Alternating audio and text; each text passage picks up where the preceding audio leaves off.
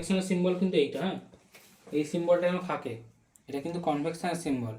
ওটা যদি মাইক্রো মোডের সিম্বল দিয়ে দেয়, মাইক্রো মোডের সিম্বল হচ্ছে দেখুন, এটা হচ্ছে মাইক্রো মোডের সিম্বল। মাইক্রো মোডের যদি সিম্বল দিয়ে দেয় তখন কিন্তু কেকটা পুড়ে যাবে, কিন্তু এটা 30 সেকেন্ডের মধ্যে করবে।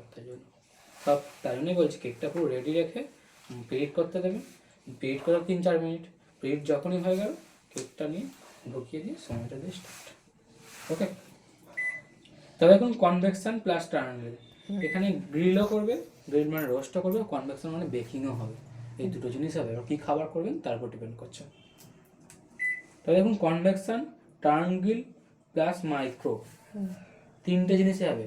খাবার বয়েলও হবে, রোস্টও করবে, স্মোকি ভাবটাও আনবে, প্লাস বেকিংও হবে। ঠিক আছে,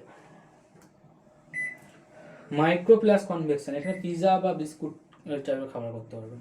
কত ডিগ্রি সেন্টিগ্রেড করবেন? 110, 140, 170, 200, 4টে ডিগ্রি সেন্টিগ্রেডের মধ্যে যে কোনো একটা দিয়ে করতে পারবেন।